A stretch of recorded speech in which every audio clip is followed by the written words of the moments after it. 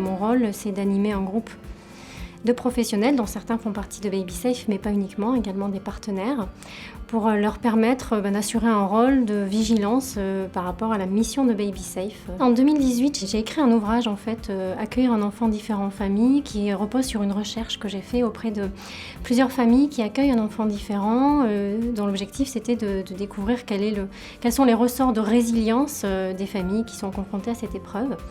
Et Denis de Valmont, qui est donc le fondateur de BabySafe, m'a contacté il y a 2 ans maintenant, en me demandant de lui donner mon avis sur le projet BabySafe.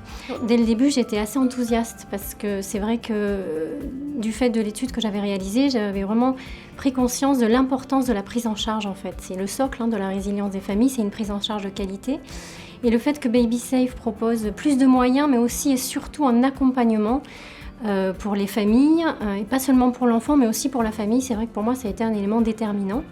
Alors évidemment, quand il m'a proposé de le rejoindre, j'avais aussi rencontré l'équipe. Et en fait, voilà, ça a été la rencontre à la fois d'un sujet que je trouvais intéressant et d'une équipe que j'avais envie de rejoindre.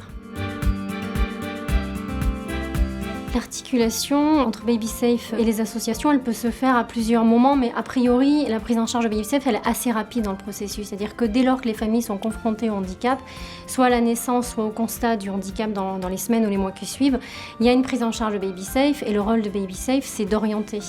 Et quand on oriente, évidemment, on va orienter vers les associations.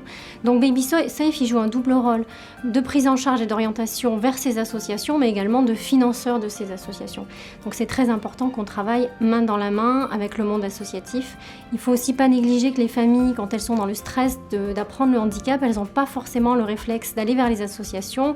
Elles ont peur de l'étiquette du handicap, et c'est vrai que BabySafe peut vraiment rassurer les familles et leur permettre de trouver les associations qui vont le mieux répondre à leurs problématiques.